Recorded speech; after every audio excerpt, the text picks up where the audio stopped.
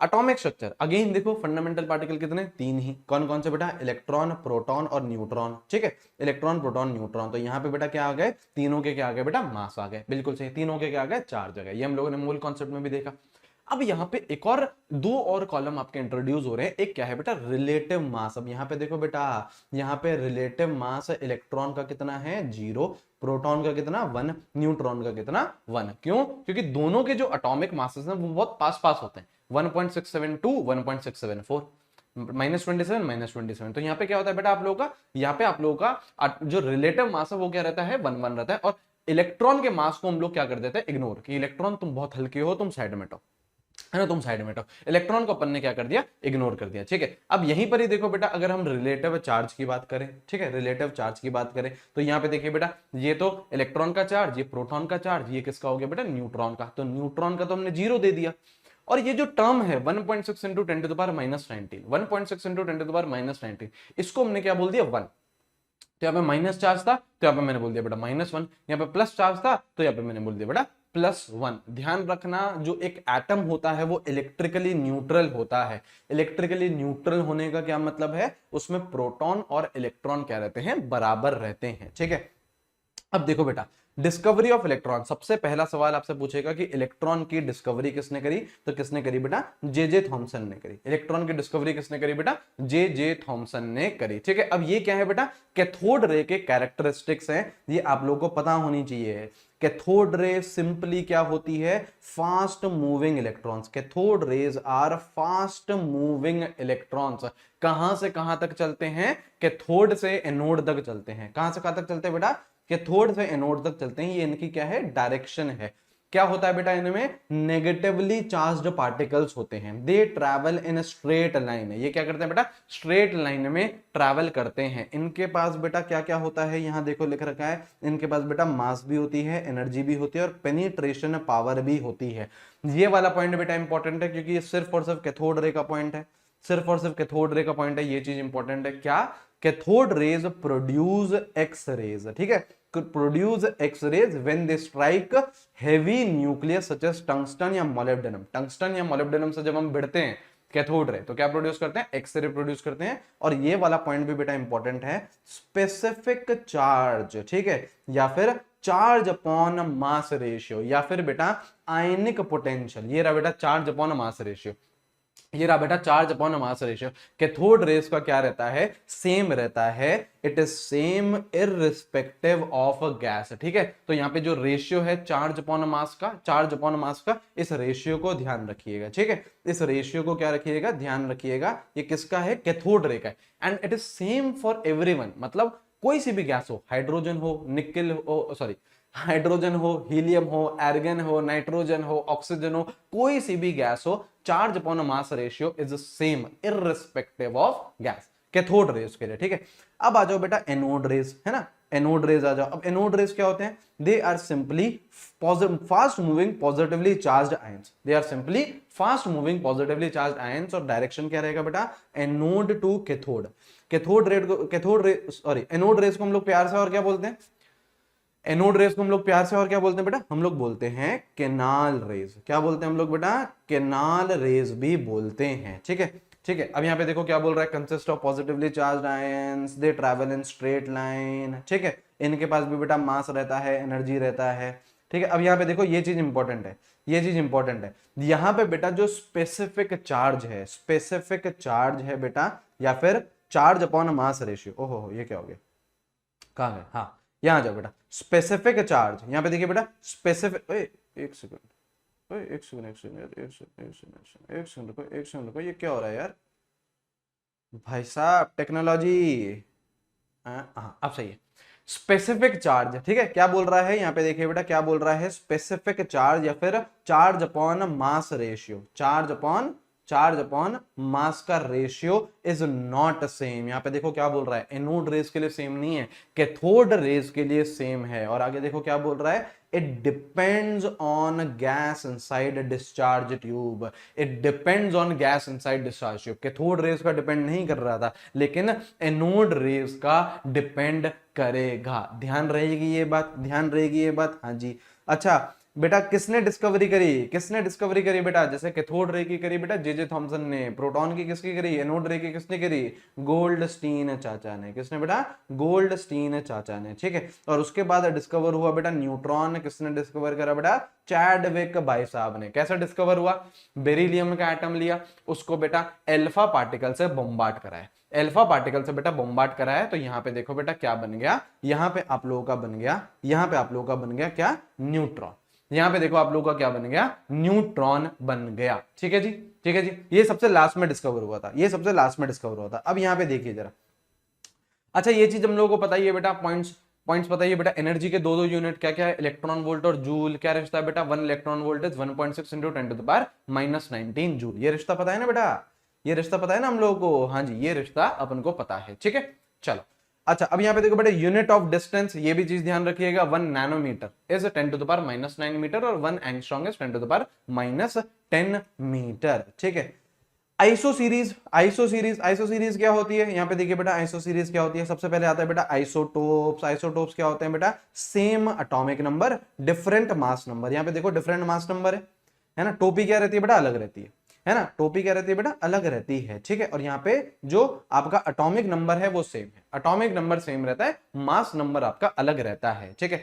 इसके बाद क्या होते हैं बेटा, आइसोबार्स होते हैं। आइसोबार क्या होंगे, जिनके पास बेटा सेम मास नंबर रहेगा लेकिन डिफरेंट एटॉमिक नंबर रहेगा। यहाँ पे देखो एटॉमिक नंबर अलग है 18, यहाँ पे 20, लेकिन इनकी टोपी सेम है। इनकी क्या है बेटा, सेम टोपी, इनकी क्या है बेटा, सेम टोपी, इनकी सेम टोपी है, ठीक है जी, ठीक है जी, ठीक है सर।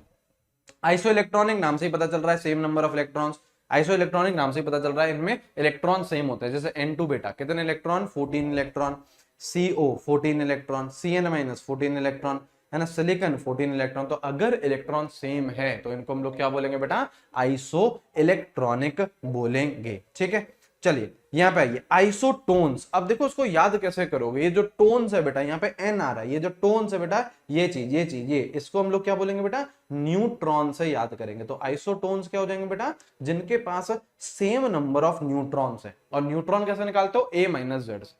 न्यूट्रॉन कैसे निकालते हो, A-Z से। तो यहाँ पे देखो 39-19, 40-20, तो यहाँ पे कितने हो जाएंगे बेटा, 20 न्यूट्रॉन हो जाएंगे, ठीक है जी, 20 न्यूट्रॉन हो जाएंगे, ठीक है। चलो अब यहाँ पे देखो बेटा आइसोडाइफर्स। सर क्या होते हैं आइसोडाइफर्स, यहाँ पे देखो दो कंडीशन है। आइसोडाइफर में क्या होती है बेटा, दो कंडीशन होती हैं। कौन कौन सी, सबसे पहले सेम नंबर ऑफ एटम्स होने चाहिए, हाँ जी, एंड सेम इलेक्ट्रॉन्स भी होने चाहिए। यहाँ पे देखो कितने एटम है, C और O, दो एटम। यहाँ पे कितने एटम है बेटा, दो नाइट्रोजन दो एटम। तो सेम एटम्स भी हैं एंड सेम इलेक्ट्रॉन्स भी हैं। तो ये क्या हो जाएंगे बेटा, आपके आइसोडाइफर्स हो जाएंगे, और आइसोस्टर्स हो जाएंगे, सॉरी आइसोस्टर्स हो जाएंगे, ठीक है। और आइसोडाइफर्स क्या होता है, यहाँ पे लिखो बेटा, आइसोडाइफर्स क्या होता है, आइसोडाइफर बेटा वो होते हैं जिनके पास सेम आइसोटोपिक नंबर है। सेम आइसोडाइफर्स क्या होता है, जिनके पास सेम आइसोटोपिक नंबर है। आइसोटोपिक नंबर को एक और चीज बोलते हैं, बताइए बेटा चैट सेक्शन में। आइसोटोपिक नंबर को एक और चीज बोलते हैं, क्या बोलते हैं बेटा, हम लोग बोलते हैं न्यूट्रॉन एक्सेस भी बोलते हैं, ठीक है। आइसोटोपिक नंबर को हम लोग क्या बोलते हैं बेटा, न्यूट्रॉन एक्सेस भी बोलते हैं। A-2Z सेम क्या होना चाहिए बेटा, A-2Z। तो जैसे आपका ये दोनों एलिमेंट, इनका A-2Z क्या आएगा, सेम आएगा, ठीक है जी, ठीक है जी। तो इसको हम लोग क्या बोलेंगे बेटा, आइसोडाइफर्स बोलेंगे, बिल्कुल सही है। अब यहाँ पे देखिए, अब एक एक करके क्या आए बेटा, मॉडल्स आए। सबसे पहला मॉडल किसका आया बेटा, जे थॉमसन का मॉडल आया, ठीक है, ठीक है, ठीक है। यहाँ पे देखिए बेटा, सबसे पहला जो मॉडल आया वो कौन सा आया, जे थॉमसन का मॉडल आया। तो यहाँ पे देखो क्या बोल रहा है, जे थॉमसन वाटरमेलन मॉडल, ठीक है, या फिर इसे हम लोग क्या बोलते हैं बेटा, प्लम पुडिंग मॉडल भी बोलते हैं। अब देखो इसने भाई साहब ने क्या बोला, इन भाई साहब ने क्या बोला, इन भाई साहब ने एटम को ऐसा स्फेयर बनाया। इन भाई साहब ने क्या करा बेटा, एटम को ऐसा क्या करा बेटा, स्फेयर बनाया। और यहाँ पे इन्होंने क्या बोला कि ये जो रेड रेड हिस्सा है, जैसे बेटा तरबूज में जो रेड रेड हिस्सा होता है ना, हाँ, उस रेड रेड हिस्से को किससे कंपेयर करा बेटा, इस रेड हिस्से को कंपेयर करा बेटा आपके मास एंड पॉजिटिव चार्ज से। तो क्या बोला बेटा, mass and positive charge is distributed. देखो क्या बोल रहा है, क्या बोल रहा है, positive charge and mass is uniformly distributed. पूरे एटम के अंदर बेटा पॉजिटिव चार्ज डिस्ट्रीब्यूटेड है, मास डिस्ट्रीब्यूटेड है। और जैसे बीच बीच में जो सीड्स होती हैं वाटरमेलन में ना, वो फंसी हुई है ना, वो आपके इलेक्ट्रॉन है। देखो क्या बोल रहा है, electron is embedded in between. तो यहाँ पे देखो ये इलेक्ट्रॉन है, यहाँ पे देखो ये इलेक्ट्रॉन है, यहाँ पे देखो ये इलेक्ट्रॉन है, ये इलेक्ट्रॉन है, ये इलेक्ट्रॉन है, ये इलेक्ट्रॉन है, ठीक है। ये जे थॉमसन का मॉडल था। अब जे थॉमसन के मॉडल को क्या कर दिया, रिजेक्ट कर दिया गया। किसने रिजेक्ट करा बेटा, रदरफोर्ड ने। रदरफोर्ड का अल्फा पार्टिकल स्कैटरिंग एक्सपेरिमेंट हुआ और उससे रिजेक्ट हो गया जे थॉमसन का मॉडल, ठीक है। अब बेटा पूछा गया कि रदरफोर्ड भाई तुम बताओ, रदरफोर्ड भाई तुम बताओ कि तुमने ऐसा क्या एक्सपेरिमेंट करा। तो रदरफोर्ड भाई ने एक सोर्स लिया जिससे अल्फा पार्टिकल एमिट हो रहे हैं। अगर आपसे कोई पूछे कि अल्फा पार्टिकल क्या होते हैं, तो alpha particle are doubly charged helium atom. Alpha particle are what, doubly charged helium atom. तो ये रहते हैं बेटा आपके अल्फा पार्टिकल, बिल्कुल सही। अब अल्फा पार्टिकल बेटा यहां से एमिट हुए और यहां पे क्या हुए, गोल्ड फॉइल से जाके भिड़े, गोल्ड फॉइल से जाके भिड़े और पीछे लगा दी बेटा ZNS की स्क्रीन। ZNS की स्क्रीन क्यों लगाई, टू ऑब्जर्व ब्राइट स्पॉट, है ना, टू ऑब्जर्व ब्राइट स्पॉट, है ना, ब्राइट स्पॉट अपनी आंखों से ऑब्जर्व करने के लिए ZNS की स्क्रीन लगाई। और यहां पे बेटा ऐसे ब्राइट स्पॉट आ गए, बिल्कुल आ गए, ठीक है। अब जब उसने ये एक्सपेरिमेंट करा तो उसके बाद उसने बोला कि यार हुआ क्या, देखो हुआ क्या, यहां पे उसने ये कंक्लूजन दिया, ये चीज इंपॉर्टेंट है, कंक्लूजन इंपॉर्टेंट है। उसने क्या बोला, most of the space inside atom is empty. देखो बेटा, जो आपका जे थॉमसन था, जे थॉमसन क्या बोल रहा था, मास और पॉजिटिव चार्ज पूरे एटम के अंदर यूनिफॉर्मली डिस्ट्रीब्यूटेड है। लेकिन रदरफोर्ड ने क्या बोला, रदरफोर्ड ने बोला कि ऐसा नहीं है। और रदरफोर्ड ने यह बोला कि जो आपका एटम है वो ज्यादातर स्पेस तो खाली है। समझ रहे हो, जे थॉमसन क्या बोल रहा था कि जो पॉजिटिव चार्ज है वो पूरी तरीके से डिस्ट्रीब्यूटेड है, लेकिन उसने रदरफोर्ड ने क्या बोला, रदरफोर्ड ने बोला कि most of the space inside atom खाली है और जो पॉजिटिव चार्ज है वो यूनिफॉर्मली डिस्ट्रीब्यूटेड नहीं है। पॉजिटिव चार्ज एक स्फीयर के अंदर है जो कि सेंटर ऑफ एटम है, जिसे हम लोग क्या बोलेंगे, न्यूक्लियस बोलेंगे। और इस न्यूक्लियस के अंदर ही क्या होते हैं, इस न्यूक्लियस के अंदर ही होता है प्रोटॉन होता है और न्यूट्रॉन होता है। और इस प्रोटॉन और न्यूट्रॉन को कंबाइन करके क्या बोलते हैं, इस प्रोटॉन और न्यूट्रॉन को कंबाइन करके क्या बोलते हैं बेटा, न्यूक्लियॉन्स बोलते हैं। क्या बोलते हैं बेटा, न्यूक्लियॉन्स बोलते हैं, ठीक है। और भाई साहब ने ये रिजल्ट निकाले, भाई साहब ने, रदरफोर्ड ने ये रिजल्ट निकाले। क्या रिजल्ट निकाला कि रेडियस निकालना है आपको किसी भी एटम का, तो it is 10 to the power -10 metre का। न्यूक्लियस निकालना है आपको तो it is 10 to the power -15 metre तक का। एंड एक और जो कंक्लूजन निकला, रेडियस ऑफ एनी न्यूक्लियस, अगर मैं मान लो उनको कोई सा भी एलिमेंट दे दूं, मैं उनको कोई सा भी एलिमेंट दे दूं, तो उसका वो लोग क्या कर सकते हैं, उसके न्यूक्लियस का रेडियस बता सकते हैं, उसके न्यूक्लियस का रेडियस बता सकते हैं। कैसे बेटा, R0 इंटू ए की पावर 1/3। ए क्या है बेटा आपका, मास नंबर, ठीक है। ए क्या है बेटा आपका, मास नंबर है, ठीक है। ए क्या है बेटा, मास नंबर। और ए R0 क्या है बेटा, R0 is 1.4 into 10 to the power -15 metre, ठीक है, कांस्टेंट है, ठीक है जी, कांस्टेंट है। अब ये क्या था बेटा, ये रदरफोर्ड का मॉडल था।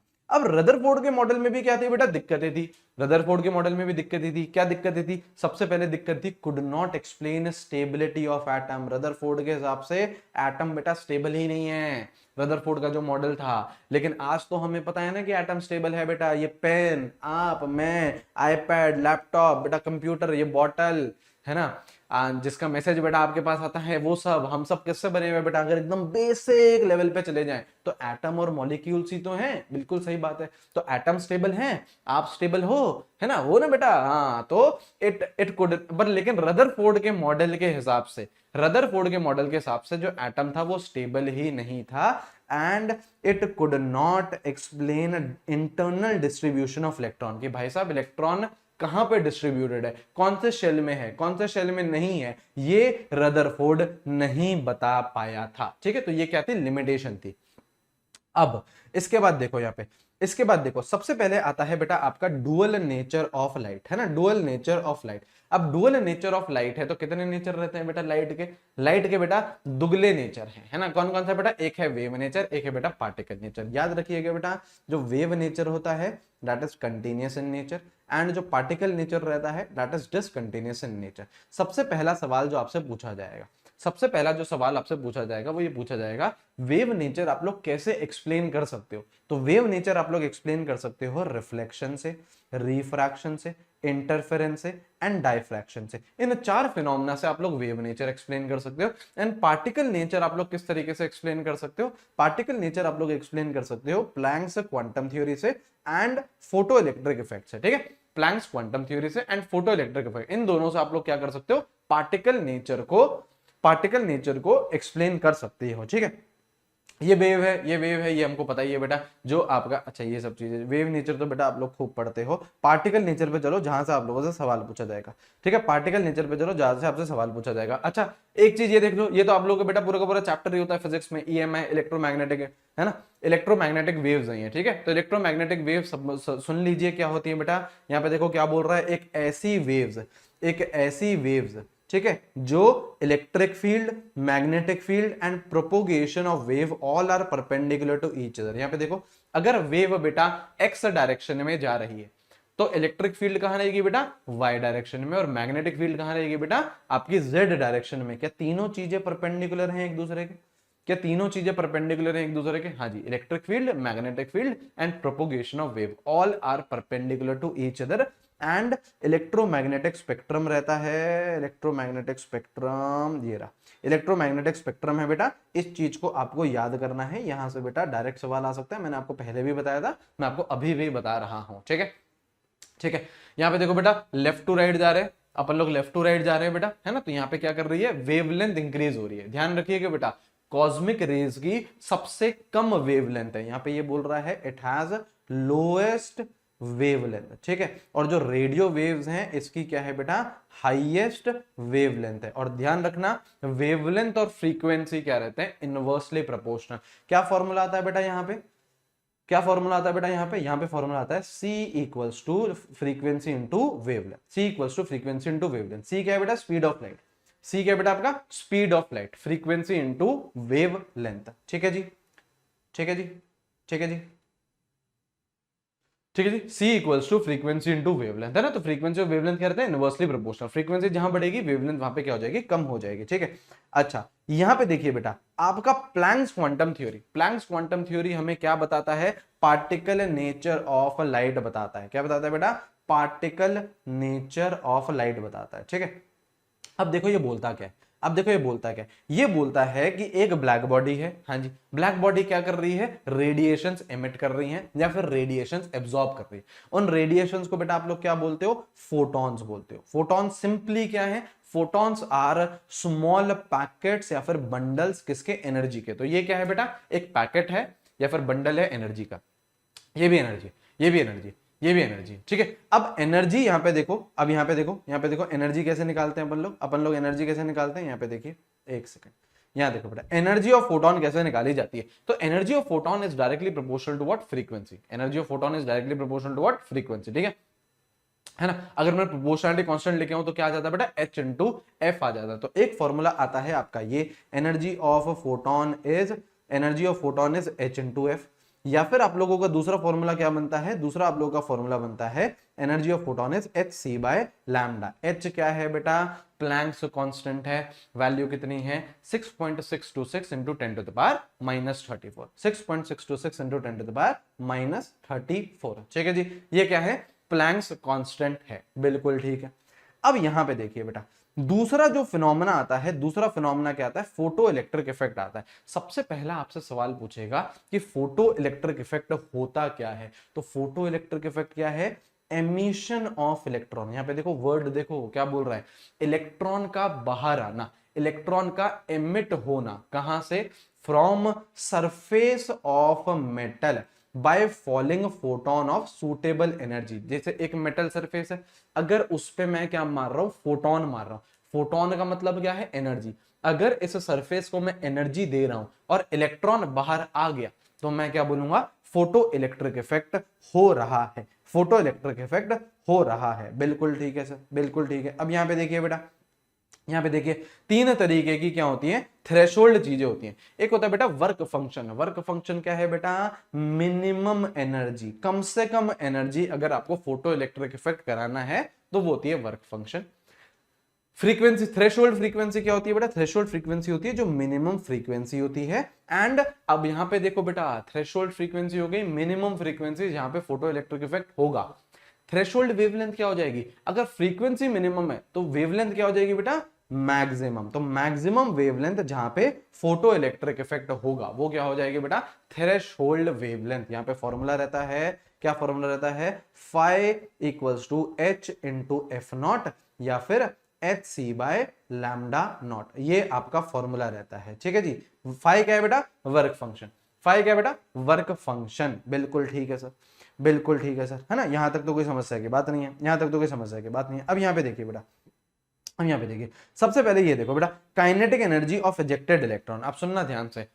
अब हमने फोटो इलेक्ट्रिक इफेक्ट को किस तरीके से डिफाइन करा? हमने फोटो इलेक्ट्रिक इफेक्ट को डिफाइन करा कि यार जो इलेक्ट्रॉन है वो इजेक्ट हो रहा है, इलेक्ट्रॉन है वो एमिट हो रहा है, मतलब क्या कर रहा है? बाहर आ रहा है। हाँ जी सर, बाहर आके कर क्या रहा है? बाहर आके क्या कर रहा है? बाहर आके वो भाग रहा है। बाहर आके क्या कर रहा है? भाग रहा है। भाग रहा है तो क्या उसकी काइनेटिक एनर्जी रहेगी? हाँ, तो काइनेटिक एनर्जी इजेक्टेड इलेक्ट्रॉन की कैसे निकालते हो? कुछ इस तरीके से निकालते हो। ईपी क्या है बेटा? Energy of photon. फाई क्या है? Minimum energy. ठीक है, फाई क्या है आपका? वर्क फंक्शन हो गया, जिसको हम लोग बोलते हैं बेटा minimum energy.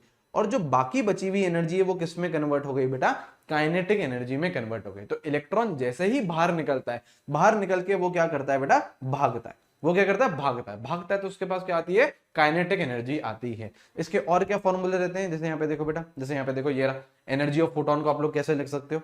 Energy of photon को आप लोग कैसे लिख सकते हो बेटा? आपका एच एफ लिख सकते हो, लिख सकते हो या नहीं लिख सकते? एनर्जी ऑफ फोटोन को लिख दिया बेटा एच एफ, फाइव को लिख दिया बेटा h f not kinetic energy, या फिर h c by lambda not plus kinetic energy. तो ये आप लोग का फॉर्मूला रहता है kinetic energy of ejected electron का। बहुत अच्छी बात है। अब यहां पे सुनिए बेटा, यहां पे कुछ बनते हैं आपके ग्राफ, यहां पे आपके कुछ बनते हैं ग्राफ। अब सुन लेना ध्यान से, ग्राफ यहां पे रट लो बेटा, है ना। जब 4 दिन बचे हैं तो रट लीजिए। यहां पे देखो, यह सबसे पहली चीज ये रटो, सबसे पहली चीज ये रटो, क्या है?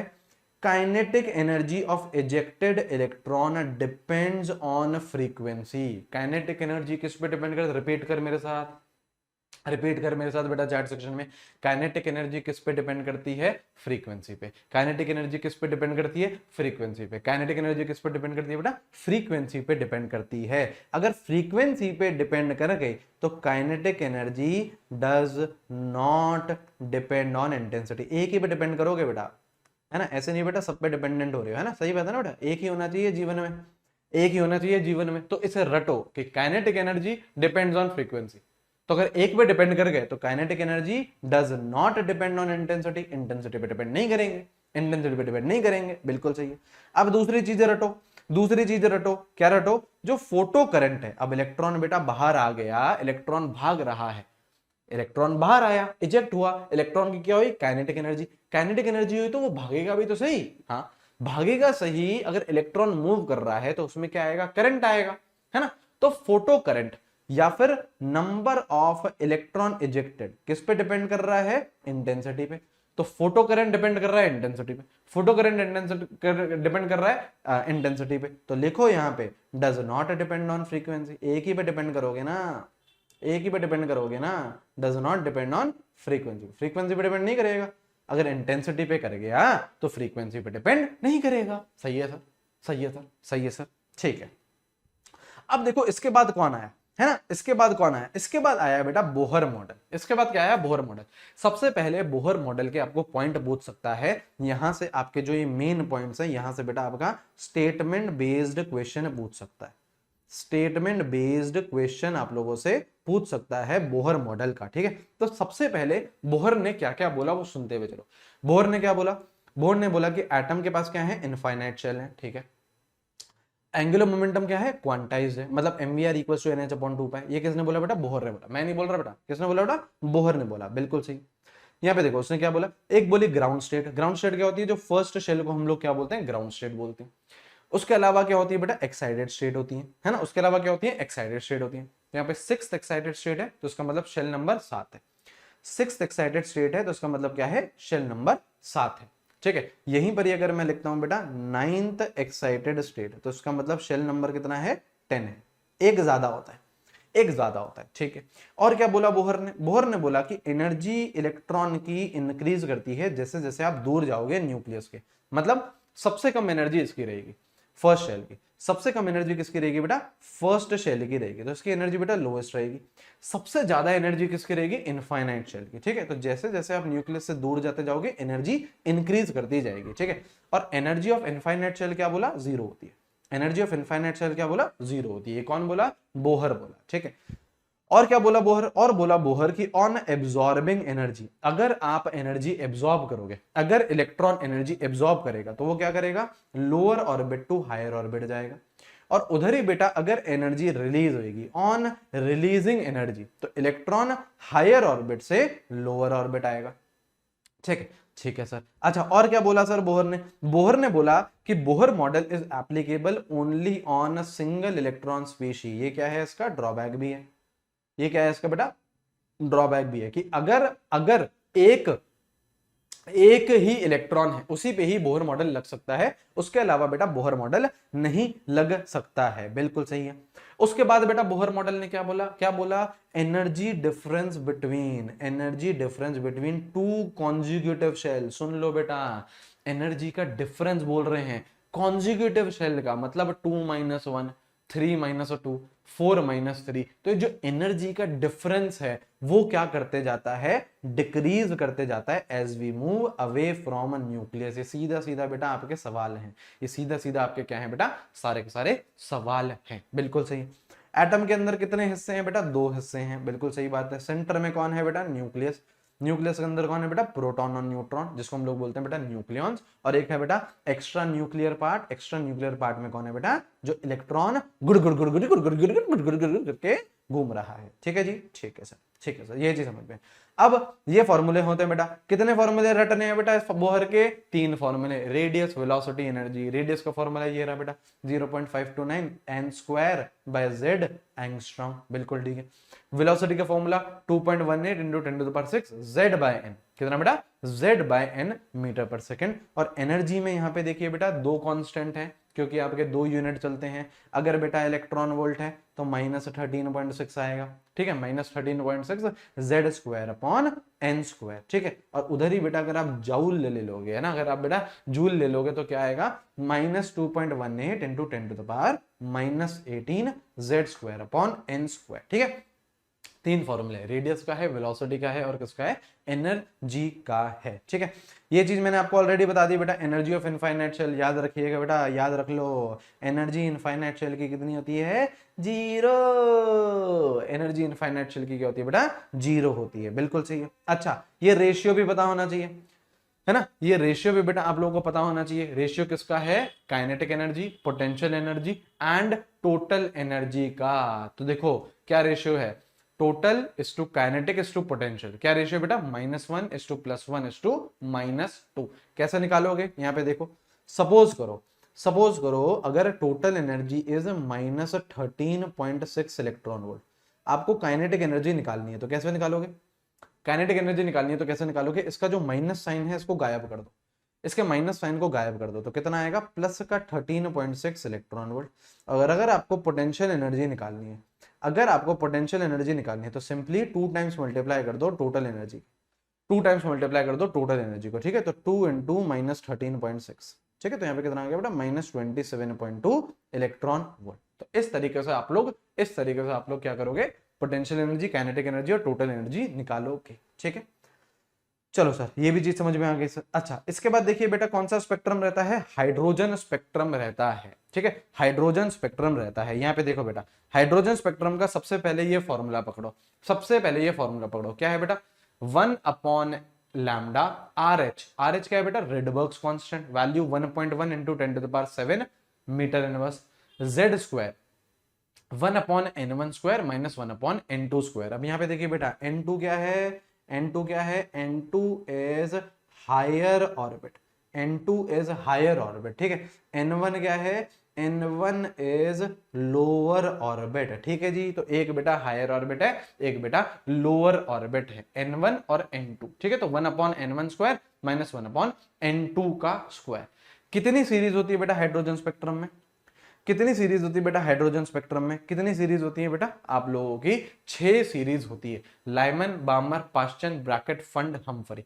लाइमन में आप कहां जाते हो? 1 पे, बारमर में 2 पे, पाश्चन 3, ब्रैकेट 4, फंड 5, हम्फ्री 6। ठीक है, कहां से आते हो? हायर शेल से आते हो। कहां से आते हो? हायर शेल से आते हो। और ध्यान रखना, रीजन आप लोगों को याद होने चाहिए। लाइमन कहां लाई करता है? लाइमन लाई करता है बेटा आप लोगों का अल्ट्रावायलेट में, है ना। बार्मन लाई करता है बेटा विजिबल रीजन में। उसके बाद के सारे पाश्चन, ब्रैकेट, फंड, हम्फ्री कहां लाई करते हैं बेटा? आपके इंफ्रारेड में लाए करते हैं। ठीक है जी। अच्छा यहाँ पे सुन लो बेटा, आपको मैंने ट्रिकें समझा रखी हैं। आपको मैंने क्या बता रखी हैं? ट्रिक ए बता रखी हैं। सर क्या ट्रिकें हैं? क्या ट्रिकें हैं? यहाँ पे देखो बेटा, अगर आपसे, अब देख लो बेटा, एक बार लास्ट बार सीख लो इसे, एक बार लास्ट बार सीख लो। अगर कोई भी आपको बोले कि यार लाइमन सीरीज है, ठीक है, तो लाइमन सीरीज है तो कहां जा रहे हो? 1 पे जा रहे हो। हाँ जी। आपको बोले कि एनर्जी मिनिमम बताओ, ऐसा ट्रांजैक्शन बताओ जहां पे एनर्जी क्या हो? मिनिमम हो। एनर्जी मिनिमम का क्या मतलब है? बिल्कुल पास से आ रहे हो। तो आपको देखो 1 पे तो जाना फिक्स्ड है, सबसे पास से कहां जाओगे बेटा? 2 से जाओगे, तो 2 2 1, 2 2 1, 2 2 1। ठीक है, और अगर एनर्जी डिफरेंस आपको मैक्सिमम करना है तो कहां से आओ? सबसे दूर से आओ। सबसे दूर से कहां से आ सकते हो? इन्फिनिटी टू 1, इन्फिनिटी टू 1, बिल्कुल सही है। आपको बोल रहा है यहाँ पे देखो, अगर आपको बोल रहा है nth लाइन बताओ लाइमन की, तो कैसे निकालोगे? इस n में सिंपली क्या करना? 1 ऐड कर देना। 1 क्यों ऐड कर रहे हो? क्योंकि लाइमन, लाइमन के लिए क्या होता है बेटा? लाइमन के लिए आप लोग 1 पे जाते हो ना। हाँ, तो कुछ नहीं, इस n से क्या कर दो? 1 ऐड कर दो। तो यहाँ पे देखो क्या बन गया? n + 1 12। जैसे यहाँ पे देखो, आपको बोल रहा है nth लाइन बताओ बेटा बार्मर की। बार्मर के लिए आप लोग कहां जाते हो? 2 पे जाते हो। तो कुछ नहीं, इस n के साथ क्या ऐड कर दो? 2 ऐड कर दो। क्या ऐड कर दो बेटा? 2 ऐड कर दो, तो n + 2 तो 2 बन गया। ठीक है जी, ठीक है जी। अच्छा, अब यहां पे देखो, यहां से डिफरेंस आएगा। अगर आपसे कभी भी पूछता है कि total number of spectral line बताओ, ट्रांजैक्शन क्या है? हायर ऑर्बिट से लोअर ऑर्बिट आना है। तो किस तरीके से याद करना है? किस तरीके से याद करना है बेटा? मैंने आपको करवाया है। कैसे? ये डिफरेंस n2 से n1 जा रहे हो, तो ये डिफरेंस क्या है? n2 - n1 into difference +1 divided by 2। तो difference into difference +1 divided by 2, ये क्या होता है आपका? ये निकलता है टोटल स्पेक्ट्रल लाइन। ये निकलता है आपका टोटल स्पेक्ट्रल लाइन निकालने का फॉर्मूला। ठीक है, ठीक है सर। अब यहां पे देखिए बेटा, सबसे पहले आते हैं आप लोगों का डी ब्रॉगली वेवलेंथ। अब डी ब्रॉगली वेवलेंथ को हम लोग और क्या बोलते हैं बेटा? मैटर वेव भी बोलते हैं। कैसे निकालते हो? देखो कौन कौन से फॉर्मूले याद कर रहे हैं। सबसे पहला ये लैम्डा = h/p। पी क्या है बेटा? मोमेंटम। पी क्या है बेटा? मोमेंटम। पी मोमेंटम को हम लोग क्या लिख सकते हैं बेटा? mv भी लिख सकते हैं, बिल्कुल सही है। एक ये फॉर्मूला याद रखना, और एक फॉर्मूला आपको याद रखना है ये वाला। एक फॉर्मूला याद रखना है ये वाला, क्या? लैम्डा = h/2m/ke का अंडर रूट। h/2m/ke का अंडर रूट। ये भी चीज आप लोग ध्यान रखिएगा, यही दो फॉर्मूले हैं। बिल्कुल सही है सर, बिल्कुल सही है। अब यहाँ पे देखो हाइजेनबर्ग अनसर्टेनिटी प्रिंसिपल, HUP, इसे क्या बोलते हैं बेटा? HUP। क्या बोलता है HUP बेटा? HUP बोलता है कि it is impossible to find exact position and momentum of electron, है ना।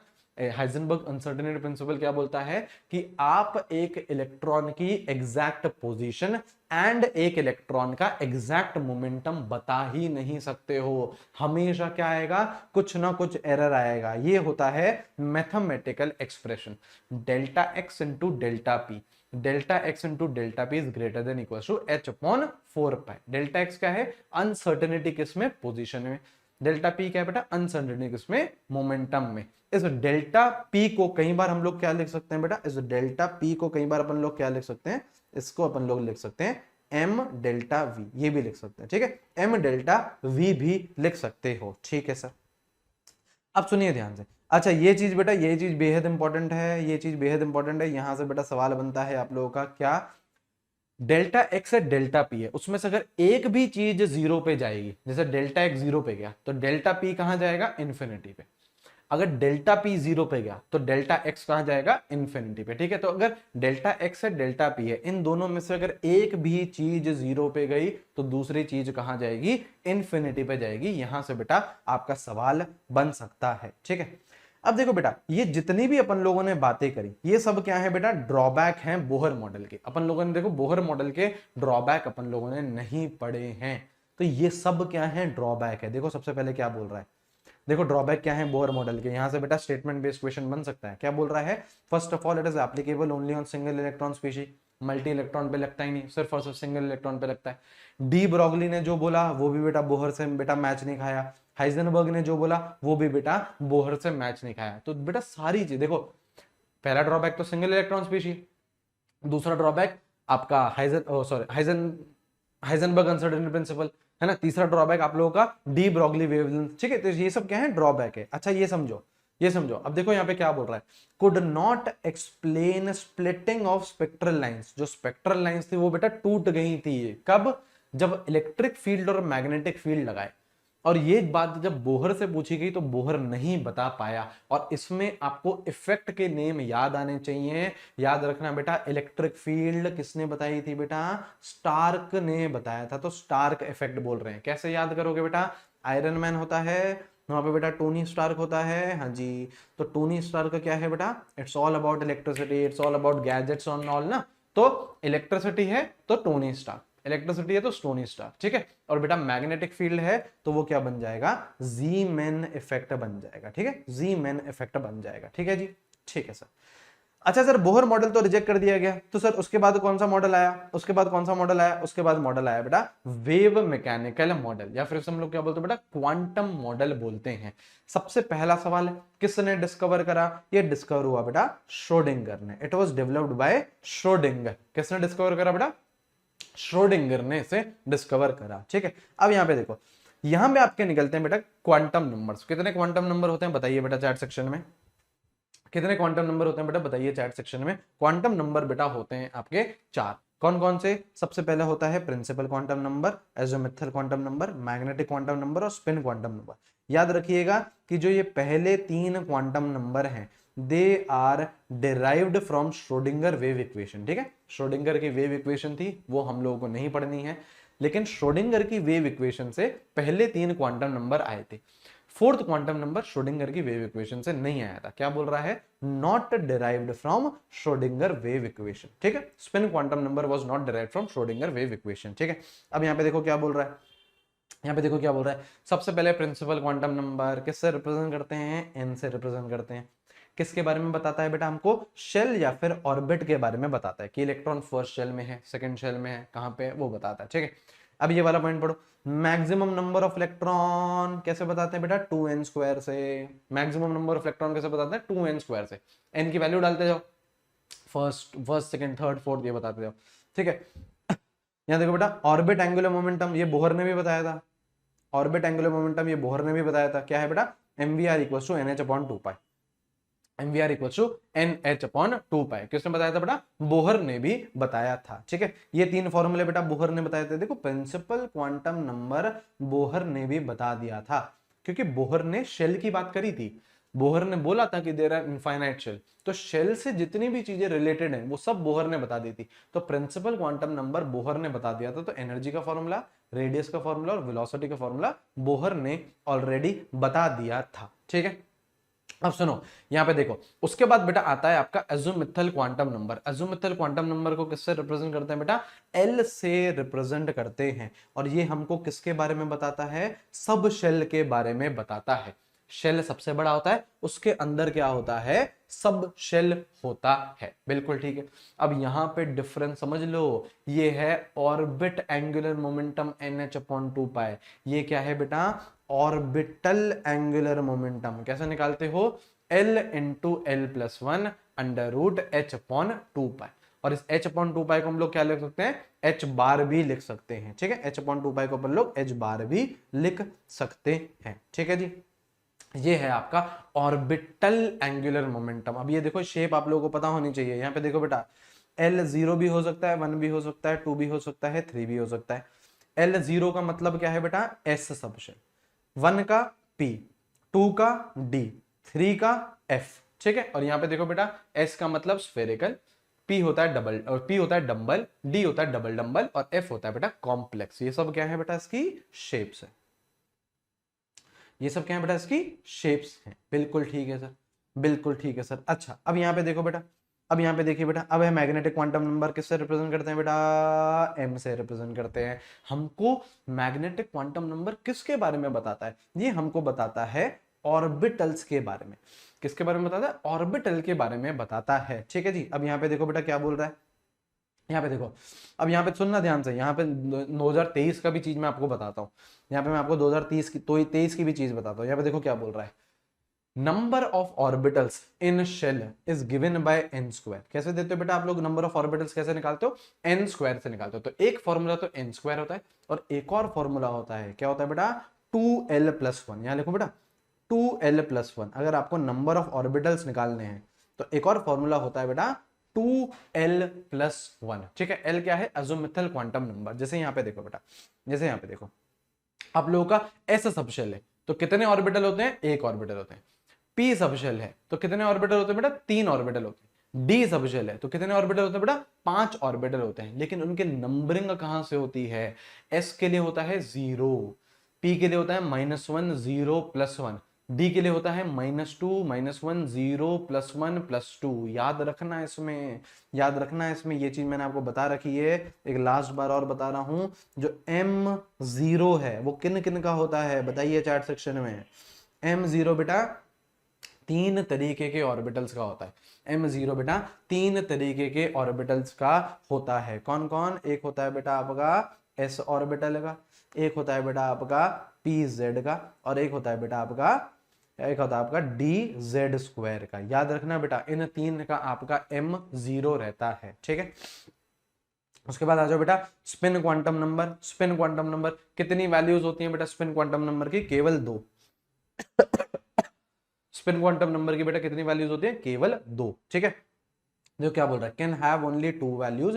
स्पिन या तो +½ रहेगी, स्पिन या तो -½ रहेगी, या तो क्लॉकवाइज रहेगा या बेटा एंटी क्लॉकवाइज रहेगा। स्पिन क्वांटम नंबर के सिर्फ और सिर्फ 2 ही वैलिड है। ठीक है, यहाँ पे देखो क्या बोल रहा है, इससे रिप्रेजेंट कर सकते हो, एंड एक ऑर्बिटल में मैक्सिमम 2 इलेक्ट्रॉन आ सकते हैं अपोजिट स्पिन के। ठीक है, ठीक है, हाँ, it is just an assumption, बिल्कुल सही बात है, it is just an assumption, बिल्कुल सही है। अब यहाँ पे देखो बेटा, अब देखो energy of electron, again 2 cases, सवाल अगेन अपन लोगों को ढंग से पढ़ना है। अगर आपको बोल रहा है सिंगल इलेक्ट्रॉन स्पीशी है, सुनो ध्यान से, अगर सवाल बोल रहा है सिंगल इलेक्ट्रॉन स्पीशी है तो एनर्जी किस पे डिपेंड करती है, सिर्फ और सिर्फ एन पे। देखो क्या बोल रहा है, energy depends only on n and lower the value of n, lower is the energy। n जितना कम उतनी ही कम एनर्जी। ठीक है, तो 1s सबसे कम, 2s और 2p सेम, क्यों, क्योंकि shell number 2, shell number 2, 3s 3p 3d same, shell number 3, shell number 3,